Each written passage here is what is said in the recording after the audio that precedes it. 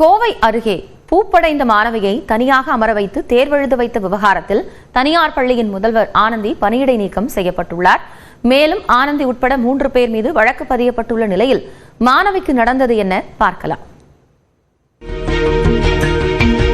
கோவை மாவட்டம் கிணத்துக்கடவை அடுத்த செங்குட்டைப்பாளையத்தில் சுவாமி சின்பாவனந்த மெட்ரிகுலேஷன் பள்ளி இயங்கி வருகிறது.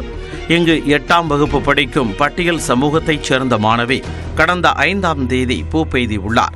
எனினும் தற்பொழுது முழு ஆண்டு தேர்வுகள் நடைபெறுவதால் தேர்வு எழுதுவதற்காக வகுப்பறைக்கு வந்துள்ளார். அப்பொழுது வகுப்பறைக்குள் மாணவியை அமர வைக்காமல் வெளியே அமர வைத்து தேர்வு எழுத வைத்துள்ளனர். இந்நிலையில் மாணவியை பார்க்கச் சென்ற அவரது தாய் வகுப்பறை வாசலில் மகள் உட்கார்ந்திருப்பதைக் கண்டு அதிர்ந்து போய் அது குறித்து விசாரித்துள்ளார். மேலும் தனது மகள் கூறுவது அனைத்தையும் அவர் வீடியோவாக பதிவு செய்தார். ஏன் இங்கே உட்காந்து எக்ஸாம் எழுதிட்டு இருக்கா? கட்டு, என்ன எக்ஸாமு? என்ன எக்ஸாம் பாப்பா? ஏன் இங்கே உட்காந்து எழுதிட்டு இருக்கா? யார் இங்கே உட்காந்து எழுத சொன்னது? எந்த மிஸ்ஸு? பிரின்சிபல் மிஸ் உன்னை இங்கே உட்காந்து எழுத சொல்லிட்டாங்களா? ஏஜ் அட்டன் பண்ணால் உள்ளே உட்காந்து ரூமில் உட்காந்து எழுதக்கூடாதாம்மா, வீதியில் உட்காந்து தான் எழுதணுமா? தொடர்ந்து வீடியோ ஆதாரத்துடன் சார் ஆட்சியர் அலுவலகத்தில் மாணவியின் பெற்றோர் புகார் அளித்தனர். இந்த சம்பவம் தொடர்பாக பள்ளி முதல்வர் உள்ளிட்டோர் மீது நடவடிக்கை எடுக்க மாணவியின் தந்தை கோரிக்கை விடுத்தார். ஸ்கூலில் பிரின்சிபல், அப்புறம் பார்த்தீங்கன்னா வைஸ் பிரின்சிபல், அப்புறம் பார்த்தீங்கன்னா சாந்தின்னு ஆஃபீஸ் அசிஸ்டண்ட்டுன்னு நினைக்கிறேங்க. அவங்க 3 பேர் தான் மெயினாக அவங்க என்னென்னா கம்யூனிட்டியை வச்சு பொண்ணை ஒரு தனிமைப்படுத்துகிற மாதிரி ஒரு இதாக இருக்குங்க. புகாரின் பேரில் தனியார் பள்ளியில் பொள்ளாச்சி காவல் உதவி கண்காணிப்பாளர் சிருஷ்டி சிங் விசாரணை நடத்தினார். பின்னர் செய்தியாளர்களை சந்தித்த அவர் மாணவியின் தாய் கேட்டுக்கொண்டதாலேயே பள்ளி நிர்வாகம் தனியாக அமர வைத்ததாக கூறினார். நான் தனியாக உட்காந்து சொல்லிட்டேன், இங்கே வெளியே ஸ்டேர்ஸில் உட்காந்து சொல்லலை. ஸோ அதான் அம்மா சொன்னாங்க, நான் தனியாக ரிக்வெஸ்ட் பண்ணிட்டேன், தனியாக எக்ஸாம் அலோவ் பண்ணுங்க, நான் இதே மாதிரி சொல்லிட்டேன், இது சொல்லலை. இதனிடையே மாவட்ட இடைநிலை கல்வி அலுவலர் கோமதி பள்ளியில் விசாரணை மேற்கொண்டார். தொடர்ந்து நியூஸ் 18 தமிழ்நாட்டிற்கு பேட்டியளித்த அவர் விசாரணையில் மாணவி விவகாரத்தில் தீண்டாமை இருப்பது போல தெரியவில்லை என்றார்.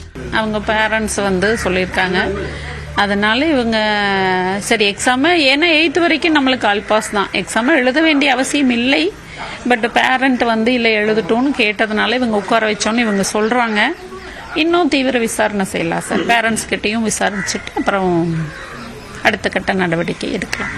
அதே நேரம் மாணவி விவகாரம் தீண்டாமையின் ஒரு வடிவம் என குழந்தைகள் உரிமை செயற்பாட்டாளர் தேவநேயன் நியூஸ் 18 தமிழ்நாடு தொலைக்காட்சிக்கு தெரிவித்தார். அப்ப இந்த பள்ளிக்கூடத்தில் இதுதான் முதல் முறை நடந்துச்சா? இது மாதிரியான பல்வேறு விதமான நடந்துச்சா? இதுல ஒரு விளிம்பு நிலை சமூக குழந்தையா இருக்கு. இந்த குழந்தை ஒரு சாதி ரீதியான வன்முறைக்கு உட்படுத்தி வெளியெடுக்க பட்டாங்கன்னா முழுமையா விசாரிக்கப்படணும். பொதுவாக இது பெற்றோர்கள் சொன்னாங்க அப்படி சொல்வது ஏற்றுக்கொள்ளக்கூடிய விஷயம் அல்ல. தனியார் பள்ளி மீது துறை ரீதியான விசாரணை மேற்கொள்ளப்பட்டுள்ளதாக தெரிவித்துள்ள அமைச்சர் அன்பில் மகேஷ், குழந்தைகள் மீதான ஒடுக்குமுறை எவ்வகையாயினும் அதை பொறுத்துக் கொள்ள முடியாது என குறிப்பிட்டுள்ளார். அன்பு மாணவி தனியாக அமரவில்லை, நாங்கள் இருக்கிறோம், இருப்போம் என்றும் அன்பில் மகேஷ் கூறியுள்ளார்.